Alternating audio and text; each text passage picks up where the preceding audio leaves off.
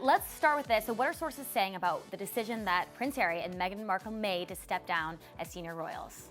You know, a close family friend is telling people that this is not how they wanted it to go down, that they felt like their hand was forced, that there is bad blood in the family and it's toxic at times. If relationships had been different, this may have gone down in a different way. But between, the rift between the family, we know the brothers, have issues that they're working out. And on top of that, the confines within the royal family and the royal duties, financial restrictions. I mean, Meghan said it herself, it's not enough to just survive something, you have to thrive, and so this is them thriving. I gotta say, I'm pretty shocked to hear words like toxic family. I'm shocked to hear things like forced hand. It's just a side of things that we haven't really heard a ton about. There's been so much made also about the negative headlines, the negative press that have surrounded Harry and Meghan. How much has that played into their decision here? That is definitely part of it. The negative press treatment that Meghan has received, we're being told she was deeply, deeply hurt by this. And not feeling supported by her in-laws.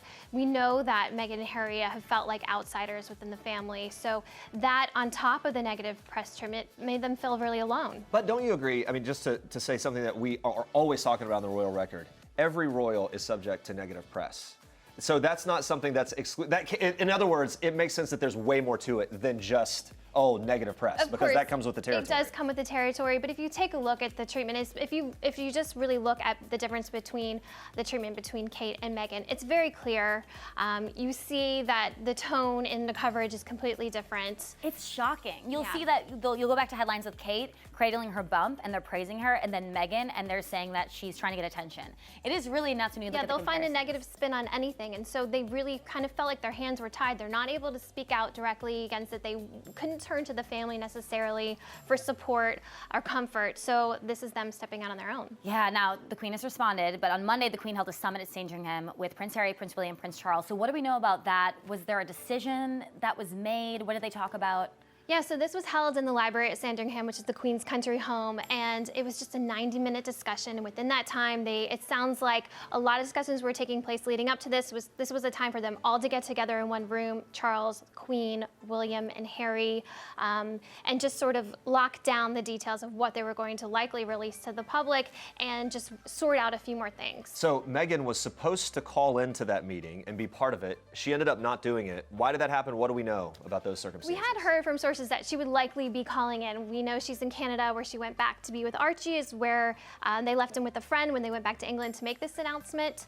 So she's there. We thought maybe she'd be calling in, but then we learned today that both Meghan and Harry felt like it wasn't necessary.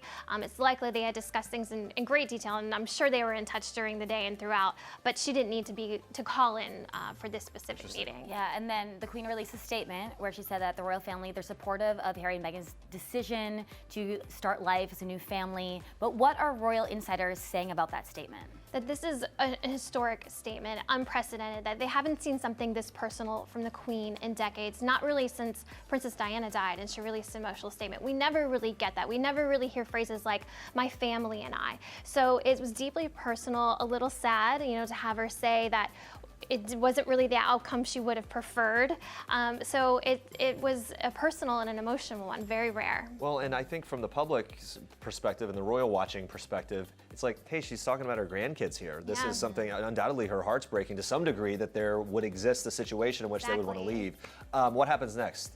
So next, the Queen said herself, there are a few details still to be worked out in the coming days. We may not, as the public get information on that from security details, financial, but we will kind of see them establish another base in North America to be seen. Will it be in Canada? Will they have something in the US?